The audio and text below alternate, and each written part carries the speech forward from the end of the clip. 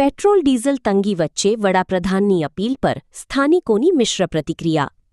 દેશમાં પેટ્રોલિયમ પ્રોડક્ટ્સની તંગી વચ્ચે સામાન્ય નાગરિકો અને વાહન ચાલકો મુશ્કેલીનો સામનો કરી રહ્યા છે.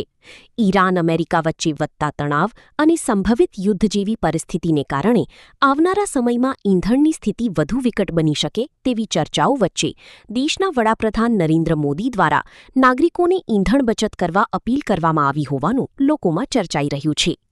વડાપ્રધાનની હાકલને પગલે અનેક સ્થાનિકોએ પબ્લિક ટ્રાન્સપોર્ટનો વધુ ઉપયોગ કરવા, અનાવશ્યક વાહન વપરાશ ટાળવા તેમજ શક્ય હોય ત્યાં સુધી વર્ક ફ્રોમ હોમને પ્રાથમિકતા આપવા સમર્થન વ્યક્ત કર્યું છે. લોકોનું કહેવું છે કે હાલની પરિસ્થિતિમાં દરેક નાગરિકે જવાબદારીપૂર્વક ઈંધણનો ઉપયોગ કરવો જરૂરી બની ગયો છે. ત્યારે બીજી તરફ કામકાજ માટે રોજ બહાર નીકળતા લોકોનું કહેવું છે કે તેમના માટે વાહનનો ઉપયોગ કરવો મજબૂરી સમાન છે. કેટલાક નાગરિકોએ જણાવ્યું હતું કે આવા દિવસો ક્યારેય જોયા નહોતા, પરંતુ હવે જોવા પડી રહ્યા છે.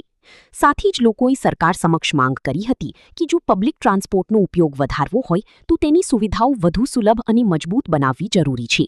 સ્થાનિકોનું માનવું છે કે હાલની વૈશ્વિક પરિસ્થિતિને ધ્યાનમાં રાખીને નાગરિકોએ સાવચેતી અને સંયમ રાખવું જરૂરી છે, જેથી ભવિષ્યમાં ઊભી થનારી મુશ્કેલીઓનો સામનો સરળતાથી કરી શકાય.